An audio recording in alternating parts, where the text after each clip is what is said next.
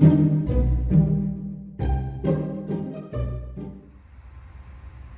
right, guys, so Halloween 2024 is a wrap, one for the books. I'm tired. But I will say all this effort and work is definitely worth it.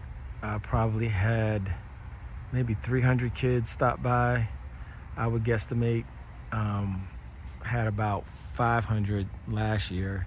So not as many, but still a good turnout.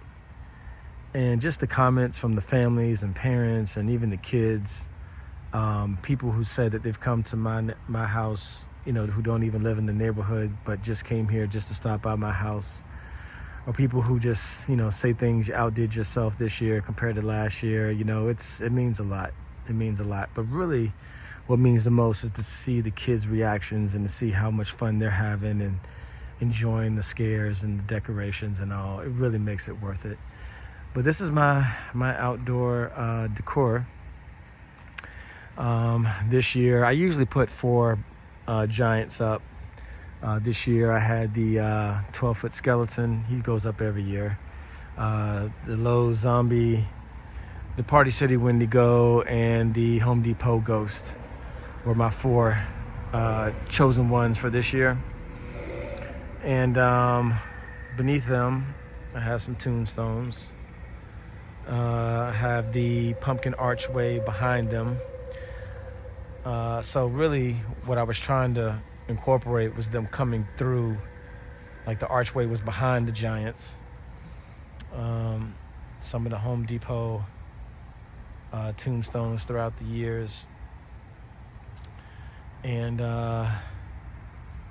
let's see, had a little photo opportunities with these guys. What's really cool about these two is that so many people squatted down to take pictures in this, from adults to teenagers to kids. Everybody was taking pictures with these little 2 things. It was really funny to see everybody wanting to take a picture with them.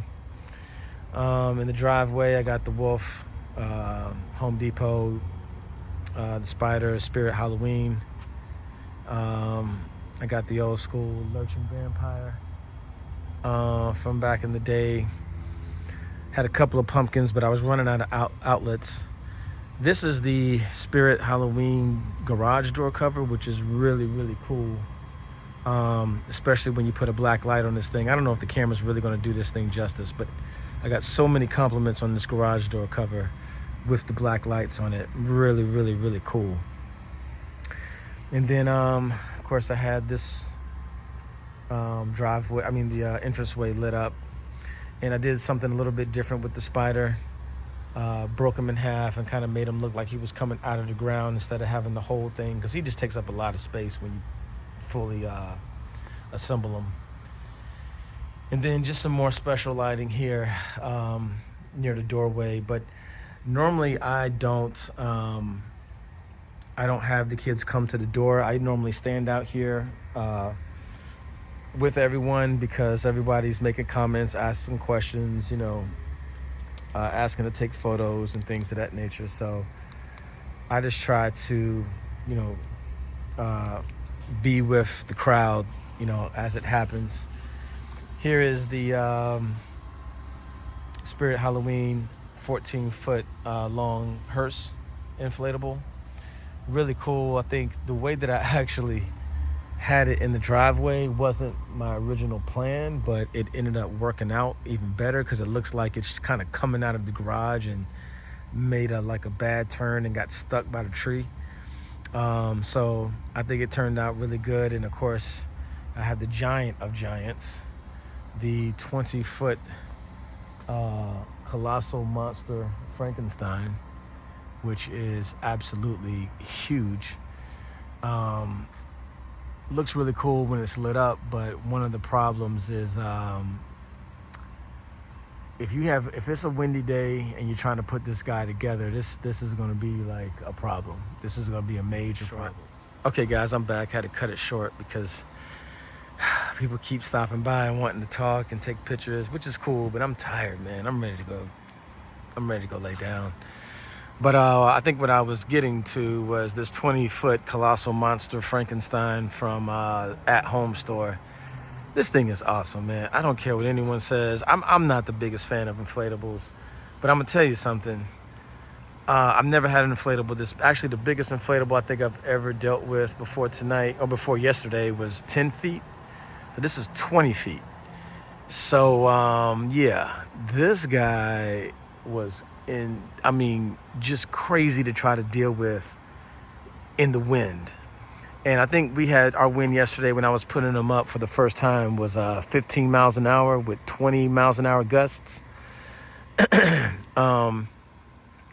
was a fight for my life trying to put this thing up in the wind, even with just those low winds. That's not even really high winds. So, and then it started raining out of the blue.